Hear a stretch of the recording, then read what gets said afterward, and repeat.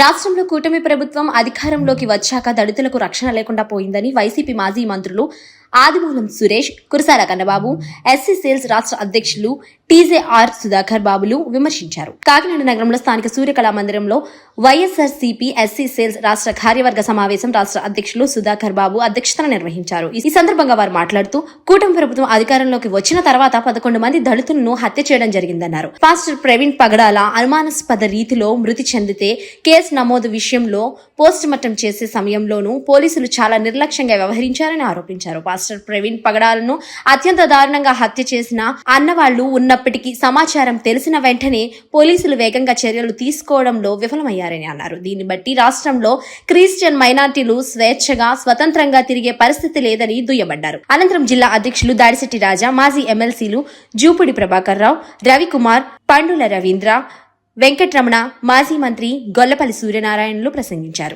ఈ సమావేశంలో మాజీ MLA Dwarampudi Chandrashekar Reddy, ZP chairman Vipparthi Venugopalarao, మహిళా విభాగం జిల్లా అధ్యక్షురాలు వర్ధినీడి సుజాత, కాకినాడ జిల్లా ఎస్సీ సేల్స్ అధ్యక్షులు కుమార్ రాజా, సుధాకర్, నగర అధ్యక్షులు బల్లా సూరిబాబు తదితరులు పాల్గొన్నారు.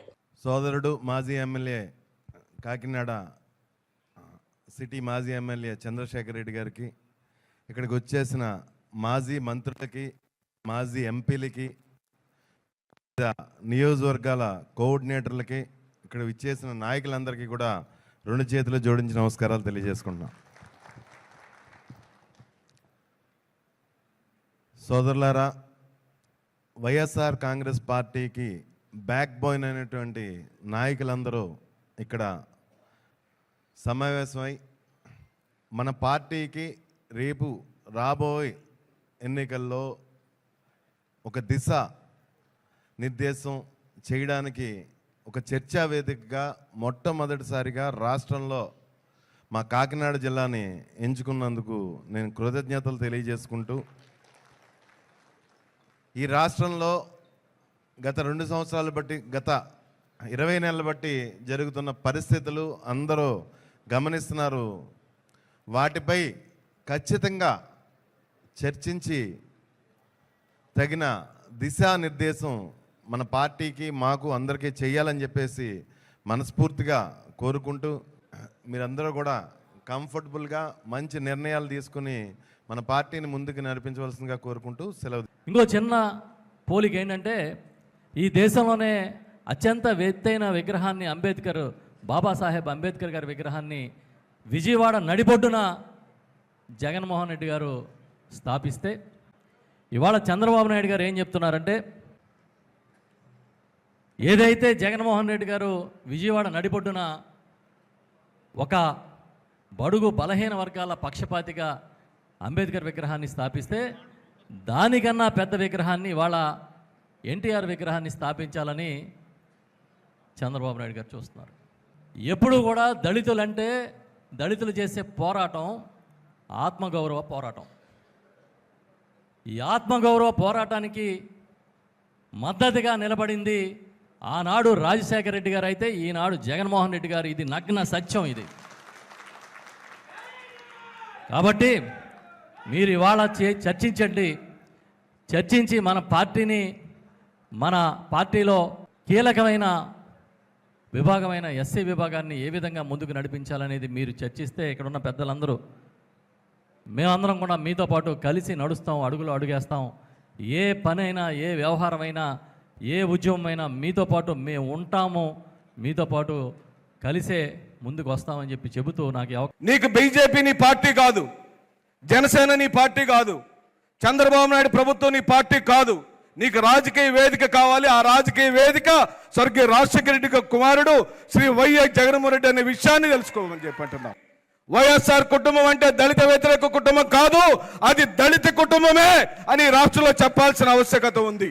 అందుకే మీ అందరికీ మీరేం చేస్తున్నారో, ఎలా జరుగుతుందో, ఈ రాష్ట్రంలో జరుగుతున్న కుట్రలేమిటో, ఈ రాష్ట్రంలోని మాలా మాదిగా రెల్లి పైడి కులస్తుల మీద జరుగుతున్న రాజకీయ కుట్ర ఏమిటో నీకు చెప్పడానికి పిలిచాం. నాకేం పని పాట లేక కాదు, లేకపోతే కాకినాడ నగరంలోని నాయకులకు పని లేక కాదు, నీకు పని పెట్టడానికి పిలిచా. ఆ పని జగన్మోహన్ రెడ్డి గారిని ముఖ్యమంత్రి చేసేదాకా ఆగదు అని కాకినాడలో తీర్మానం సాయంత్రం జరిగింది. ఆ తీర్మానం కోసం మీ అందరి యొక్క ఆలోచన కావాలి. సుధాకర్ బాబు, కనకారావు గారు, ఈ ఇద్దరి యొక్క ఆలోచన సరిపోదు. లేదా వేదిక మీద ఉన్న గౌరవ మాజీ శాసనసభ్యులు, మాజీ మంత్రుల యొక్క ఆలోచన సరిపోదు. అందరం ఆలోచించాల్సింది. ఎస్సీలు అంటే ఎంతో అన్ని సంక్షేమాలు కూడా ఈ అట్టడుగు వర్గాలకి చెందాలన్న ఆలోచనతో మరి ఆయన అనేకమైన సంక్షేమాలు అందించడం జరిగింది. అదే స్ఫూర్తితో ఇంకొక 4 అడుగులు ముందుకేసి ఈ రోజుని జగన్మోహన్ రెడ్డి గారు మరి మనందరి యొక్క స్థితిగతులకు ఆనాడు రాజశేఖర రెడ్డి గారు ఏ విధంగా చేశారో అంతకు మించి చేసి వారిలో పేదరికాన్ని పోగొట్టాలి, వారిలో చదువుకోవాలి, మరి మంచి ఉద్యోగాలు చేయాలి అని ఒక ఆలోచనతో ఈరోజు జగన్మోహన్ రెడ్డి గారు చేయడం జరిగింది. మరి మెడికల్ కాలేజీలు పెట్టారంటే దాని మీద పోరాటం చేస్తాం మనం. ఈ యొక్క కూటమి ప్రభుత్వంలో ఈ ముఖ్యమంత్రి గారు మరి చంద్రబాబు నాయుడు గారు చేస్తున్నాక మరి పరిస్థితులన్నీ కూడా మనందరికీ తెలుసు, గ్రామాల్లో ఎదుర్కొంటున్నాం.